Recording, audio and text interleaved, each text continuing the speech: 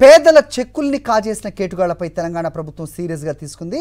CMRF scam పై లోతుగా దర్యాప్తు చేస్తున్నారు అధికారులు.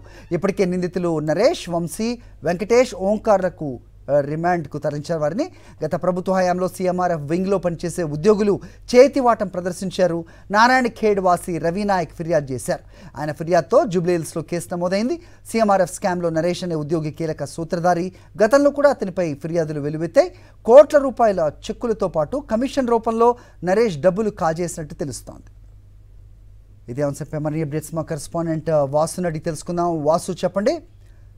సో కోట్ల రూపాయలు కమిషన్లుతో పాటుగా చెక్కుల రూపంలో డబ్బులు కాజేసినట్టుగా తెలుస్తోంది. ఏంటి దీని లోటుపాట్లు, ఏం జరిగింది అసలు పూర్వపలాలంటి కేసుకి? అప్డేట్ చెప్పండి.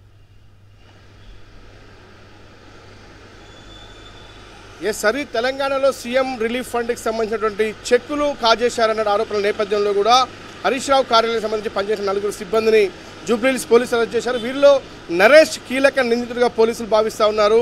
అన్ని తానై ఏదైతే మంత్రి పేచీకి వచ్చేటువంటి చెక్కులన్నీ కూడా అన్ని తానే నిర్వహించాడు.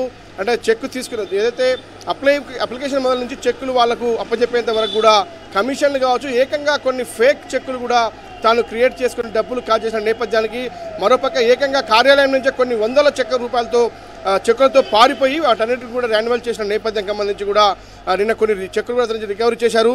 అది ఈ కేసులో ప్రధానంగా చూసినట్టయితే 9 అరెస్ట్ అయ్యారు. దీంట్లో నరేష్ కీలక సూత్రధారిగా భావిస్తున్నారు. మిగతా 3 వంశీ, వెంకటేష్, ఓంకార్ వీళ్ళంతా కూడా కంప్యూటర్ ఆపరేటర్లుగా పనిచేస్తున్న నేపథ్యం కనిపిస్తుంది. కేవలం ఈ 9 ఇంకా ఎంతమంది ఉన్నారు? ఎవరైతే ఒక రవినాయక్, నారాయణ ఖేడ్కి సంబంధించినటువంటి వ్యక్తి రవినాయక్ జూబ్లీహిల్స్ పోలీసులు ఫిర్యాదు చేసిన నేపథ్యంలో ఈ యొక్క సీఎంఆర్ఎఫ్ రిలీఫ్ల స్కామ్ బయటపడింది.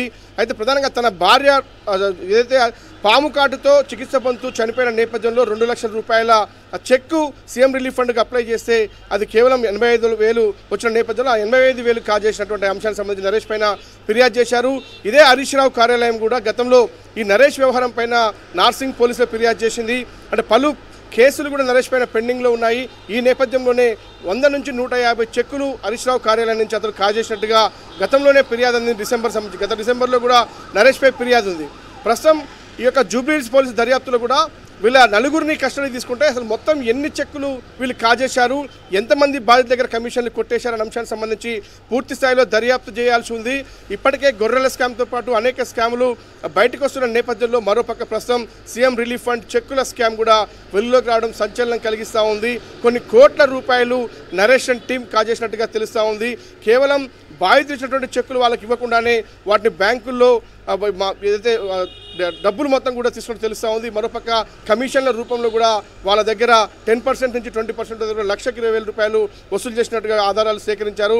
వీళ్ళు 9 కస్టడీ తీసుకొని విచారిస్తే మాత్రం ఇంకా కీలక అంశాలు ఈ యొక్క స్కామ్లో వెలుగు చూసే అవకాశాలు కనిపిస్తూ ఉన్నాయి. హరి